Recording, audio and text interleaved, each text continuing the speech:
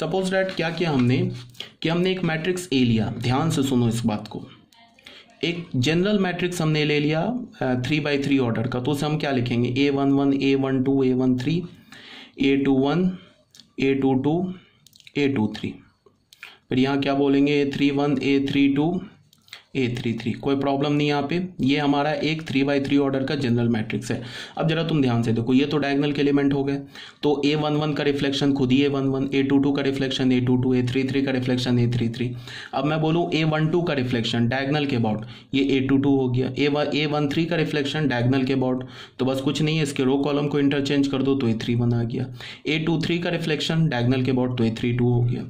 अब अगर ये मैट्रिक्स इफ, यहाँ पे चलो मैं लिखता हूँ, if A is a symmetric matrix, अगर A हमारा एक सिमेट्रिक मैट्रिक्स है,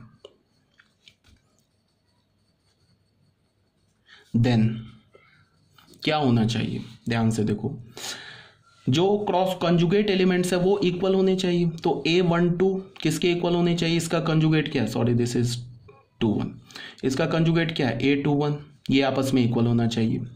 उसके बाद मैं बोलूँ A13 का कंजुगेट क्या है A31, ये भी आपस में इक्वल होना चाहिए। A23 का कंजुगेट क्या है A32, ये भी आपस में इक्वल होना चाहिए। ठीक है, अगर ये तीन कंडीशन, ये तीन एलिमेंट्स आपस में इक्वल है, तब हम क्या बोलेंगे, is a symmetric matrix. Clear है? तो हमने ए मैट्रिक्स को क्या बोल दिया यहाँ पे, A11 A12 A13। A21 किसके इक्वल है, A12, तो यहाँ पे हमने A21 की जगह A12 लिख दिया। ठीक है, उसके बाद ये A22, फिर A23, फिर A31 किसके इक्वल है, A13 के इक्वल, तो A13 लिख दिया। फिर A32 किसके इक्वल है, A23 के इक्वल, तो उसको यहाँ लिख दिया, A33 लिख दिया। ठीक है, अब तुम ध्यान से देखो, तो ये ए मैट्रिक्स किस में कन्वर्ट हो गया, इस मैट्रिक्स में। ए मैट्रिक्स को हमने, मतलब ये जो एलिमेंट्स इक्वल है ना, उसको अपने प्लेस पर रख दिया। अब जरा तुम इसका ट्रांसपोज लो, ए का ट्रांसपोज लो। तो ट्रांसपोज हम कैसे लेते हैं, रो को कॉलम में चेंज कर देते हैं।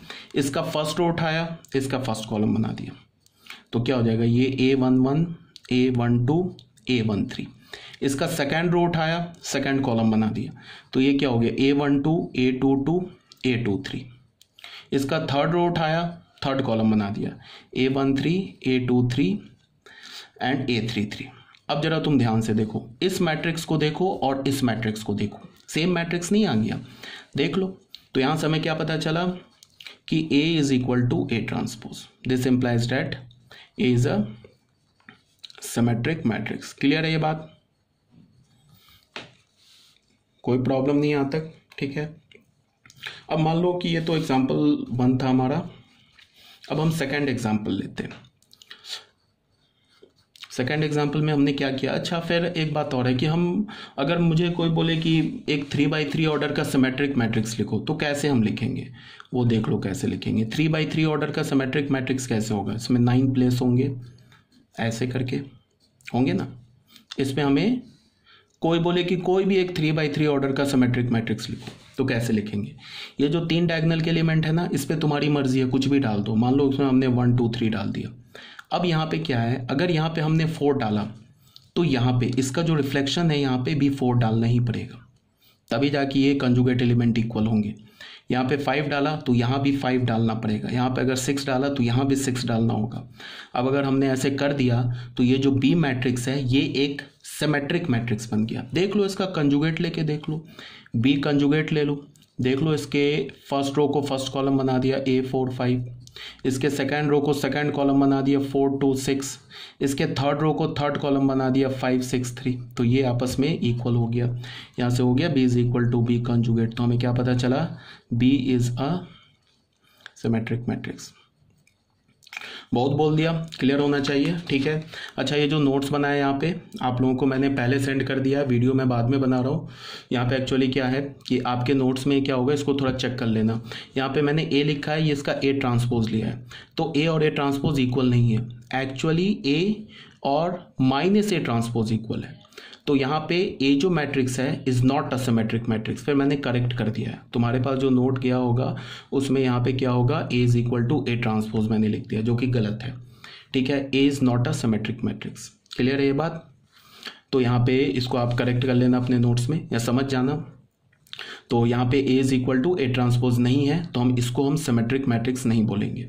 अब B आ जाओ, B सिमेट्रिक मैट्रिक्स है। क्यों? क्योंकि देख लो ये तो डायगोनल के एलिमेंट हो गए तो खुद ही अपने कंजुगेट है। देख लो 2 2 3 3 1 1, तो ये क्या हो गया हमारा एक सिमेट्रिक मैट्रिक्स हो गया। ये 2x2 ऑर्डर का सिमेट्रिक मैट्रिक्स है। डायगोनल में तो 4 6 आ गया। अब इसके बाद A12 और A21 इक्वल है, तो ये भी C is equal to C transpose, तो ये भी एक सिमेट्रिक मैट्रिक्स हो गया। ए सिमेट्रिक मैट्रिक्स नहीं है, आपके पास जो नोट्स किया उसमें गलती से मैंने ए को सिमेट्रिक बोल दिया, but A is not equal, A is not a symmetric matrix. ये बात समझ में आनी चाहिए, ठीक है। उसके बाद आ जाओ नोट में, यहाँ पे एक छोटा सा नोट क्या है, every unit matrix and square null matrix are symmetric matrix. इसका क्या मतलब है कि तुम कोई भी यूनिट मैट्रिक्स ले लो, ठीक है। यूनिट मैट्रिक्स हमेशा क्या होता है, एक स्क्वायर मैट्रिक्स होता है। तो तुम कोई भी यूनिट मैट्रिक्स लो वो हमेशा क्या होगा, सिमेट्रिक मैट्रिक्स होगा। तुम कोई भी नल स्क्वायर मैट्रिक्स लो वो हमेशा सिमेट्रिक मैट्रिक्स होगा। यही नोट नंबर 1 में है। इसको तुम ऐसे भी समझ सकते हो। मान लो कि हमने एक I2 ले लिया, सेकंड ऑर्डर का एक यूनिट मैट्रिक्स लिया, वो क्या होगा 1 0 0 1। इसका तुम I2 का तुम कंजुग ये ले लो, ट्रांसपोज ले लो, ये क्या हो जाए 1 0 0 1। तो यहाँ से हमें क्या मिला, I2 is equal to I2 transpose. तो क्या मिल गया, I2 मतलब सेकेंड ऑर्डर का जो हमारे पास यूनिट मैट्रिक्स है वो क्या है, वो एक सिमेट्रिक मैट्रिक्स भी है। अगर तुमने एक नल मैट्रिक्स ले लिया 2x2 ऑर्डर का नल मैट्रिक्स ले लिया 0 0 0 0, अब ऑब्वियस सी बात है इसका कंजुगेट लोगे तो ये भी आ जाएगा 0 0 0 0। तो क्या हो जाएगा 0 0 नहीं है ये, sorry, this is null is equal to conjugate. तो इसका मतलब क्या है कि null square matrix is also a symmetric matrix. ये बात क्लियर होनी चाहिए। तो ये हमारा था क्या, पहला नोट, नोट नंबर 1। अब ये सेकंड नोट क्या बोल रहा है, इसको देख लो।